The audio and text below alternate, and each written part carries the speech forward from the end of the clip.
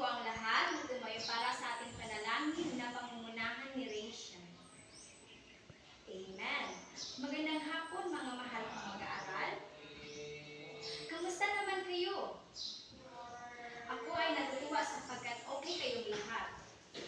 Upang mas mapabuti ang daloy ng ating klase ngayong hapon, hinihiling ko ang lahat na tumayo at awitin ang awit na Ako ay may lubog.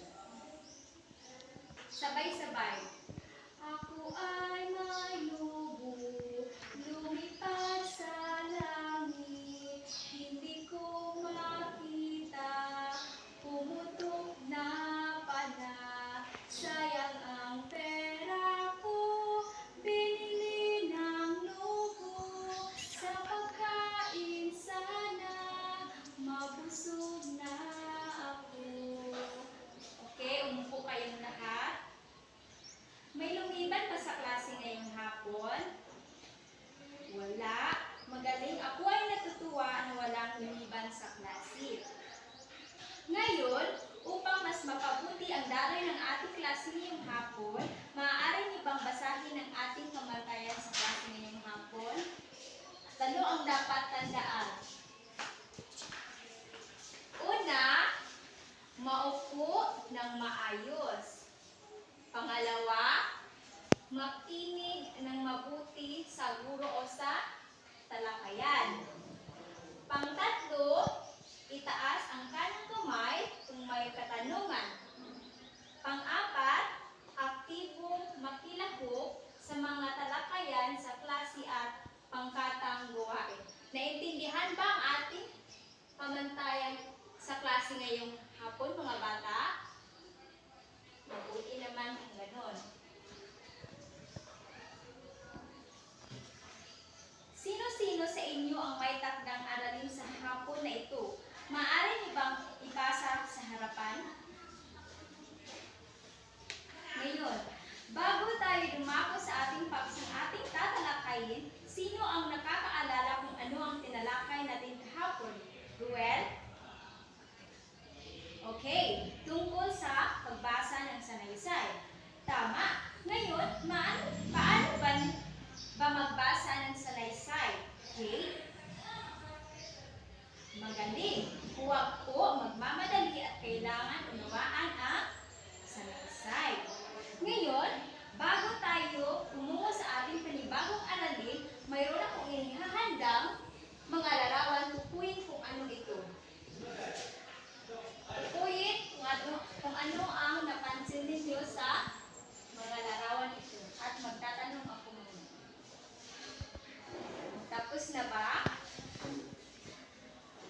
Ngayon, ano-ano ang napansin ninyo sa mga larawan at ilarawan ninyo ito? Tama. Nagmamano. Ano pa? Pamilya. Pamilya, isang pamilya. Basura. Ano pa? Nagsa-cellphone habang kumakain. Ano? Nagsusulat. Okay. Lahat ng inyong sinabi ay tama. Ngayon, mahilig din ba kayong magsulat? Kung oo, ano ang mga tema ninyo? Tungkol sa ano? Tungkol sa masayang pamilya? Ano pa? Tungkol sa kapaligiran? Okay. Sa palagay ninyo, ano ang nagagawa ng pagsulat? Ano ang nagagawa ng pagsulat? O pagsusulat? Sanaysay? Tama. Ano pa? Tula? Tama. Ngayon, mga bata, maaari pa ninyo basahin ang ating layunin sa araw na ito?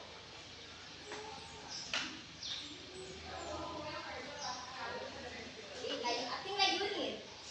Pagkatapos ng 45 minuto na talakayan, ang mga mag-aaral ay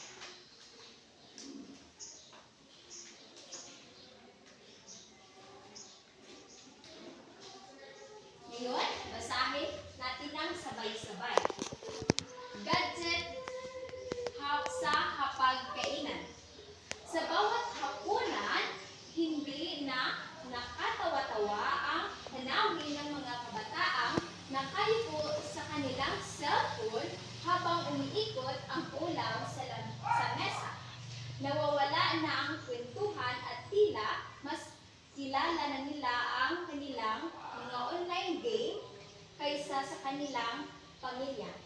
Ito nga ba ang tinatawag na modernong pamilya? Ngayon, magtatanong ako sa inyo. Ano ang pangunahing idea ng sanaysay? Beres. Magaling. Ang pangunahing idea ng sanaysay ay ang negatibong epekto ng labis na paggamit ng cellphone o gadget lalo na tuwing kakain. Ano ang damdaming pinapaliwatig ng may akda? Berlin? Tama. Ipinapahatig ng may akda na ang pagkabahala at paglungkot ng unti-unting pagkawala ng tradisyonal na pagsama-sama at nakikipagkwentuhan ng isang pamilya tuwing oras ng kainan. Ngayon, kaugnay ba ito sa sariling karanasan? Paano? Tama. Kaugnay ito sa ating karanasan dahil bilang isang anak, hindi maiiwasan ang gumamit ng cellphone habang tuwing kainan. Ngayon, kung ikaw ay nagsusulat ng sanaysay batay sa larawan, anong paksa ang pipiliin mo? Alright, tungkol sa pamilya. Okay, magaling. Ngayon, isa-isip, alam niyo ba na ang pagsulat ng sanaysay ay may tatlong bahagi? Anong unang bahagi ng sanaysay? Okay, Annabel? Panimula? Okay. Apoy? Katawan? Gypsy? Wakas. Ang inyong mga sinasabi o inyong sinasabi ay tama.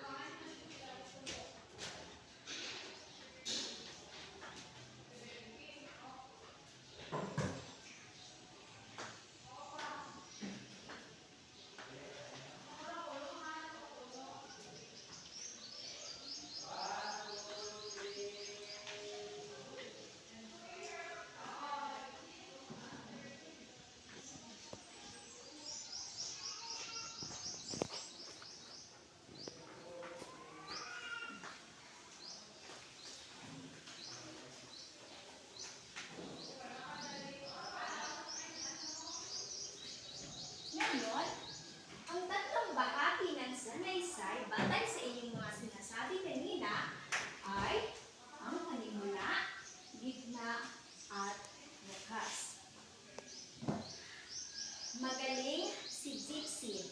Mahusay bigyan ng magaling clap. Alam niyo ba kung ano ang magaling? Ganito. Isa, dalawa, magaling, magaling, magaling. Sige kayo na. Isa, dalawa, magaling, magaling, magaling. Ang tatlong bahagi ng sanaysay ay unang bahagi ng sanaysay ay ang panimula. Ano nga ba ang panimula bilang bahagi ng sanaysay? Bakit kaya ito mahalaga? Ang panimula ay ang unang bahagi ng sanaysay.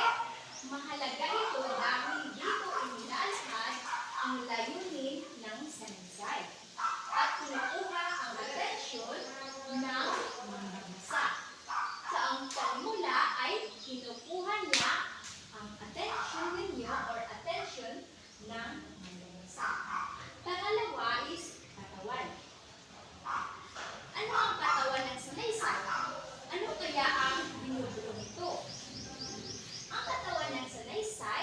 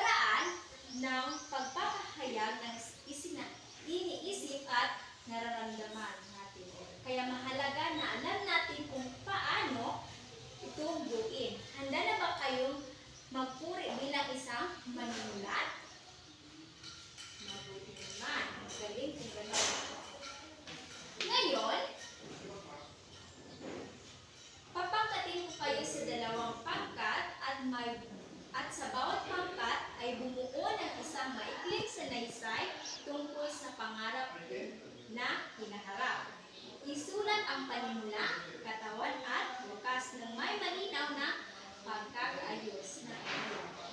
Ito ay unang pangkat at ito naman ay pangalawang pangkat.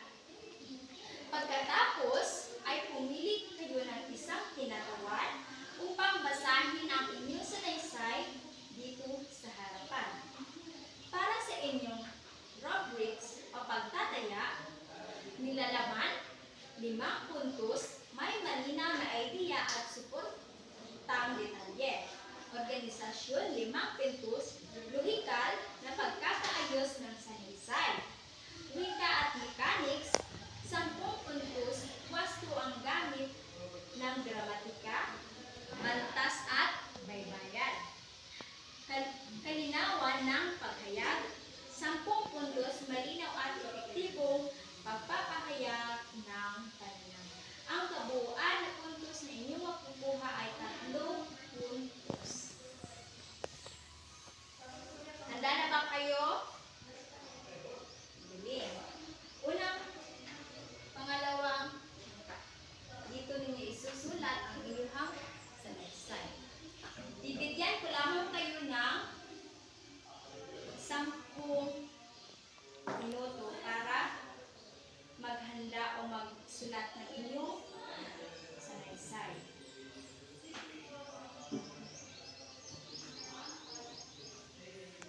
Tapos na ba ang lahat?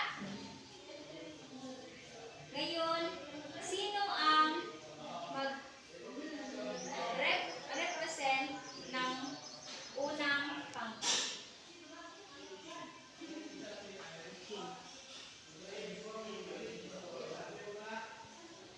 Palakpak ang unang pangkat. Palakpakan ng barangay club. Pangalawang pangkat.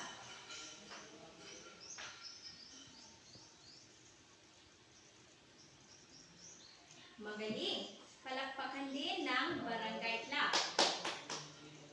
Ngayon, ang unang pangkat ay nakakuha ng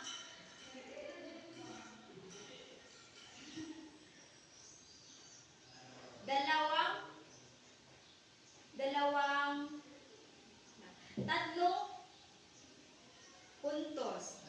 At ang pangalawang pangkat naman ay nakakuha din ng 3 puntos. Ngayon, bigyan natin ang ating sarili na frog clap. Alam niyo ba kung ano ang frog clap? Ganyan. 1, pukak. 1, pukak, pukak. 1, 2, 3, pukak, pukak, pukak. Sige kayo. 1, pukak. 2, pukak, pukak. 1, 2, 3, pukak, pukak, pukak. Ngayon, mga bata, nais ko lang malaman kung nauunawaan ba ninyo ang ating tinalakay ngayon. May 5 akong katanungan sa inyo. Una, ano nga ulit ang salaysay? Annabelle? Okay, magtama. Ito ay naglalahad ng opinion o idea. Bigyan si Annabelle ng bird's clap. Alam niyo ba kung ano ang bird's clap? Ganito. 1, 2.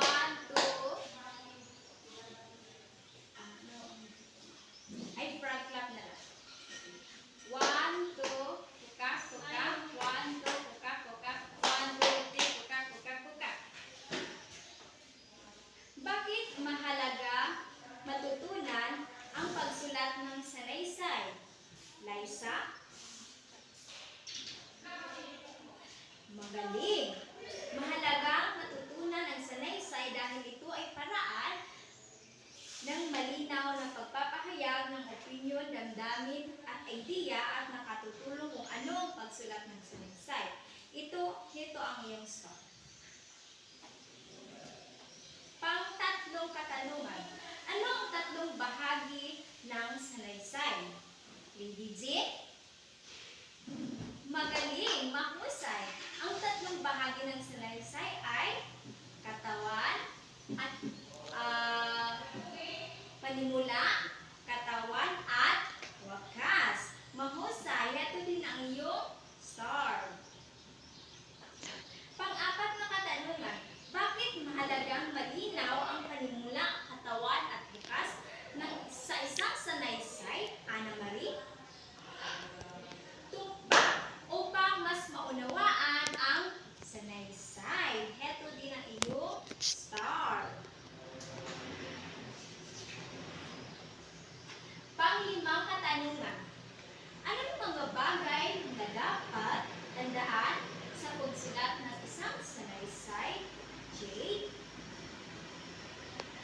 Tama! Talagang maunawaan ninyo ang ating tatalakay ngayon. Ang bagay na dapat tandaan ay dapat malinaw ang paksa. Tama! Talagang naunawaan ninyo ang ating tatalakayin ngayon. At ako'y natutuwa sa inyo. Ngayon, bigyan ninyo ang inyong sarili na fireworks club. Alam niyo ba kung anong fireworks club? Ganyan. 1, 2, 1, 2, 1, 2, boom! Para sa inyong sa aktibidad, maaari itong sagutin.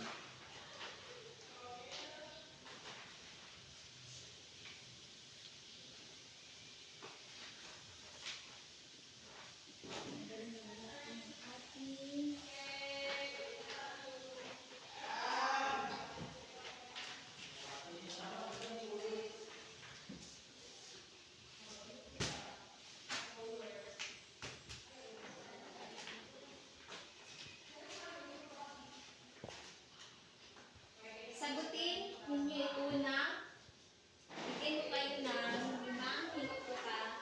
Sagutin ang inyong activity.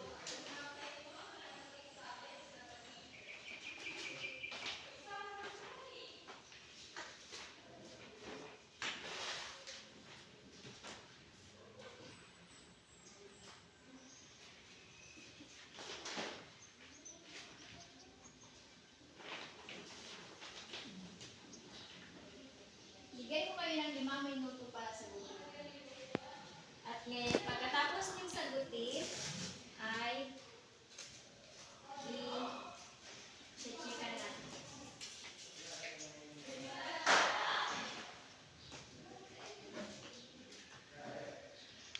Tapos na ba ang lahat? Okay. Ngayon, sasagutin natin kung ano ang sagot. Number 1. Ano ang tawag sa anyo sa Latin na nagpapahayag ng sariling opinion, damdamin o pananaw tungkol sa isang paksa? A. Talumpati. B. Sanaysay. C. Balita. D. Tula. Sino ang nakakuha? Sino ang may answer na tamang answer? Anong tamang answer ng number 1? Sanaysay. Number 2. Ano ang unang bahagi ng isang sanaysay? A. Katawan. B. Panimula. C. Buod. D. Wakas. Anong tamang sagot ng number 2? Tama. B. Panimula. Number 3. Alin sa mga sumusunod na hindi bahagi ng sanaysay? A. Panimula. B. Katawan. C. Wakas. D. Sukdulan. Ano ang mga sumusunod na hindi bahagi ng sanaysay? Sagot ay D. Sukdulan. Number 4. Ano ang tamang pagkasunod-sunod ng mga bahagi ng sanaysay? A. Katawan, panimula, wakas. B. Panimula, wakas, katawan. C. Wakas, katawan, panimula. D. Panimula, katawan, wakas. Ano ang tamang sagot? D. Magaling, panimula, katawan, at wakas. Number 5. Bakit mahalaga ang katawan ng sanaysay? Ito ay nilalagay ang bagamat. B. Nagsisilbing pansin-pansin. C. Naglalaman ng malinaw at detalye. D. Dito nakasulat ang aral ng sanaysay. Ano ang tamang sagot? D. Dito nakasulat ang aral ng sanaysay. Sino ang nakakuha ng 5 puntos? Tama. Bigyan ninyo ang inyong mga sarili na correct ni Chris Aquino Club. Alam niyo ba kung ano ang correct ni Chris Aquino Club. Ganito. 1, 2, 3, 1, 2, 3. Correct. Sige kayo pa. 1, 2, 3, 1, 2, 3. Correct. Para sa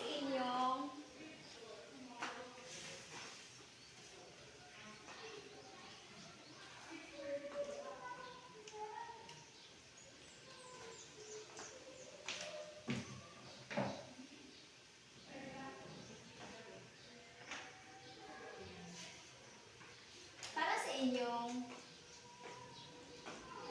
assignment, isulat ito sa papel at ipasa ito bukas. Para sa inyong assignment, sumulat ng isang sanaysay na mayroong nilalaman na panimula, gitna, at wakas. Isulat ito sa isang buong papel. Naintindihan ba ang inyong assignment? Magaling. Tapos na ba ang lahat? Sumulat? Ngayon, tumayo kayong lahat at tayo ay manalangin.